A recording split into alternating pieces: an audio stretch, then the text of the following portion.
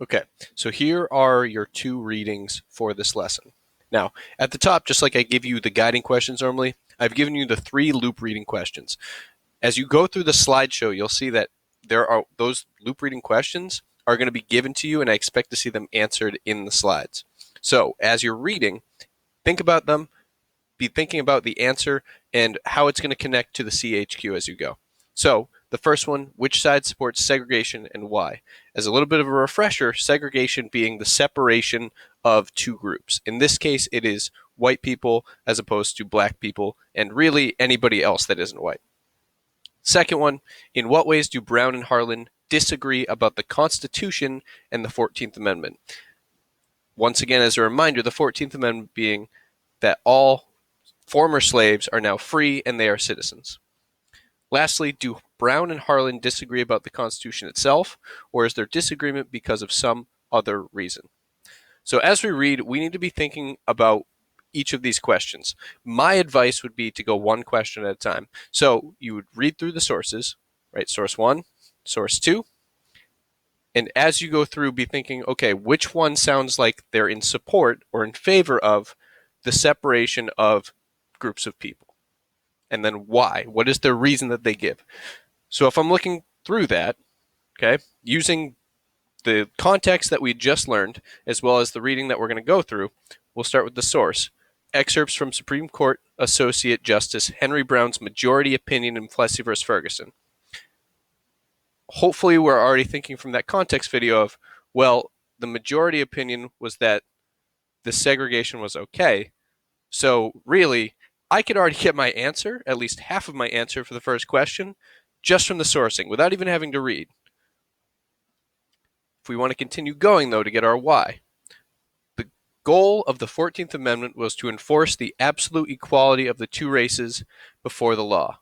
But in the nature of things, it could not have been intended to abolish distinctions based upon color or to enforce social equality, as distinguished from political equality, or a commingling of the two races upon terms undesirable to either.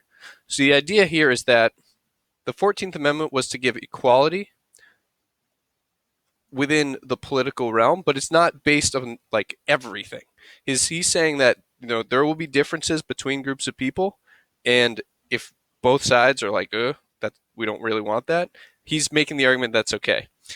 Whether or not you agree with that, it's probably not a good thing because it's not going to apply to everybody. Not everybody falls into these same categories.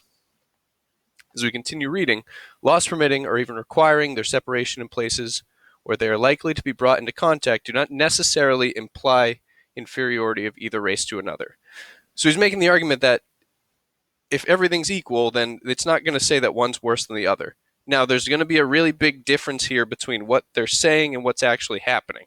As we go forward learning about this information, we can see that, well, what they considered to be equal wasn't really equal. We continue reading. The most common instance of this is connected with the establishment of separate schools for white and colored children, which has been held as a valid exercise of the legislative power, even by courts of states where the political rights of the colored race have been the longest and most strongly enforced.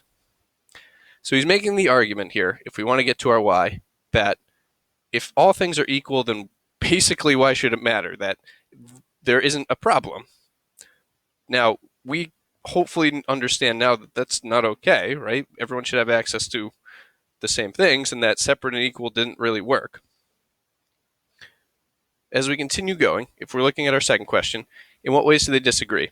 I'm not going to go through and try to answer this for you. Instead, what I'm going to say is you have a few key words to look for. First being Constitution, second being 14th Amendment. Once you've found each of those things, or things that reference them within the two sources, look for what they say about it. So if we're looking at source A, our first source right here, I can already find the 14th Amendment right at the beginning. Lastly, how do they disagree? So really, once you do the second question, the third question kind of leads directly into that because you're already looking for the Constitution and their disagreements about it. Okay, the video is going to cut me off in about 13 seconds, so I'm going to need to wrap up. As you can see, we have our sources, and then the exit code will be right here. You have your rubric to be able to fill this out. I'm going to run out of time, so good luck. You got this. Bye.